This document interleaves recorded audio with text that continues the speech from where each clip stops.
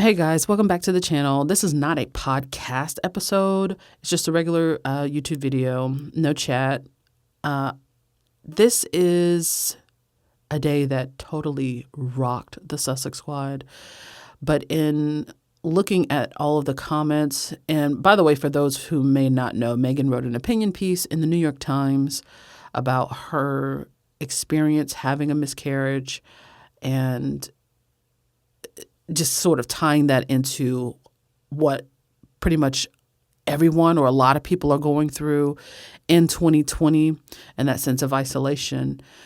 And in reading the comments about it, at least in terms of my posts, some people don't have access to it. And some people have DM'd me saying they don't actually have access to the article because it is behind a paywall.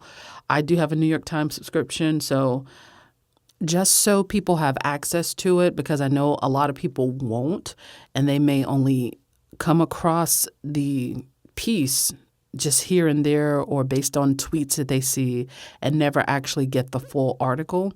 So I just wanted to read it, really just for the squad or for people that may come across it on YouTube and didn't have access to the actual article. It's not very long. But it is incredibly touching, very moving, very sad.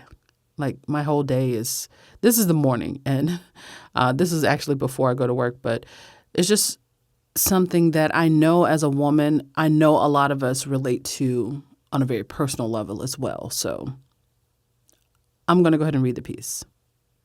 The Losses We Share by Meghan, the Duchess of Sussex. Perhaps the path to healing begins with 3 simple words. Are you okay? It was a July morning that began as ordinarily as any other day. Make breakfast, feed the dogs, take vitamins, find that missing sock, pick up the road crayon that rolled under the table, throw my hair in a ponytail before getting my son from his crib.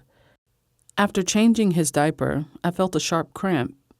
I dropped to the floor with him in my arms, humming a lullaby to keep us both calm, the cheerful tune a stark contrast to my sense that something was not right. I knew as I clutched my firstborn child that I was losing my second. Hours later, I lay in a hospital bed, holding my husband's hand. I felt the clamminess of his palm and kissed his knuckles, wet from both of our tears, staring at the cold white walls, my eyes glazed over. I tried to imagine how we'd heal. I recalled a moment last year when Harry and I were finishing up a long tour in South Africa. I was exhausted. I was breastfeeding our infant son, and I was trying to keep a brave face in the very public eye. Are you okay? A journalist asked me. I answered him honestly, not knowing that what I said would resonate with so many, new moms and older ones, and anyone who had, in their own way, been silently suffering. My off-the-cuff reply seemed to give people permission to speak their truth. But it wasn't responding honestly that helped me the most. It was the question itself. Thank you for asking, I said. Not many people have asked if I'm okay.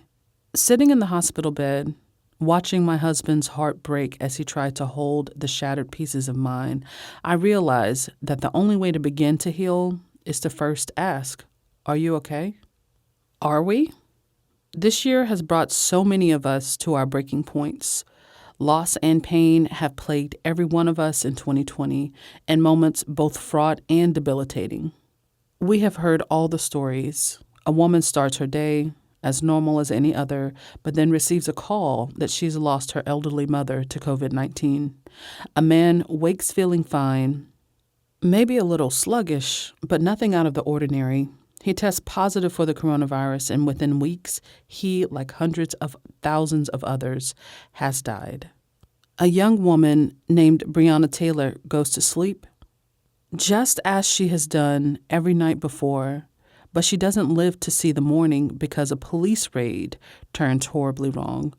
George Floyd leaves a convenience store, not realizing he will take his last breath under the weight of someone else's knee. And in his final moments, call out for his mom. Peaceful protests become violent. Health rapidly shifts to sickness. In places where there was once community, there is now division. On top of all this, it seems we no longer agree on what is true. We aren't just fighting over our opinions of facts. We are polarized over whether the fact is, in fact, a fact. We are at odds over whether science is real. We are at odds over whether an election has been won or lost. We are at odds over the value of compromise. That polarization, coupled with the social isolation required to fight this pandemic, has left us feeling more alone than ever. When I was in my late teens, I sat in the back of a taxi zipping through the busyness and bustle of Manhattan. And looking out the window, I saw a woman on her phone in a flood of tears. She was standing on the sidewalk, living out a private moment very publicly. At the time, the city was new to me, and I asked the driver if we should stop to see if the woman needed help. He explained that New Yorkers live out their personal lives in public spaces. We love the city. We cry in the street. Our emotions and stories there for anybody to see. I remember him telling me, "Don't worry, somebody on that corner will ask her if she's okay." Now, all these years later, in isolation and lockdown, grieving the loss of a child, the loss of my country's shared belief in what's true, I think of that woman in New York. What if no one stopped? What if no one saw her suffering? What if no one helped? I wish I could go back and ask my cab driver to pull over.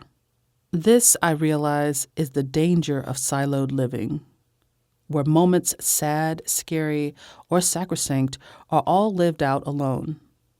There's no one stopping to ask, "Are you okay?" Losing a child means carrying an almost unbearable grief, experienced by many, but talked about by few. In the pain of our loss, my husband and I discovered that in a room of 100 women, 10 to 20 of them will have suffered from miscarriage. Yet despite the staggering commonality of this pain, the conversation remains taboo, rippled with unwarranted shame, and perpetuating a cycle of solitary mourning. Some have bravely shared their stories that have opened the door, knowing that when a person speaks truth, it gives license for all of us to do the same. We have learned that when people ask how any of us are doing, and when they really listen to the answer with an open heart and mind, the load of grief often becomes lighter for all of us. In being invited to share our pain together, we take the first steps toward healing. So this Thanksgiving, as we plan for a holiday unlike any before, many of us separated from our loved ones, alone, sick, scared, divided, and perhaps struggling to find something, anything, to be grateful for, let us commit to asking others, "Are you okay?" As much as we may disagree, as physically distant as we may be, the truth is that we are more connected than ever because of all we have individually and collectively endured this year.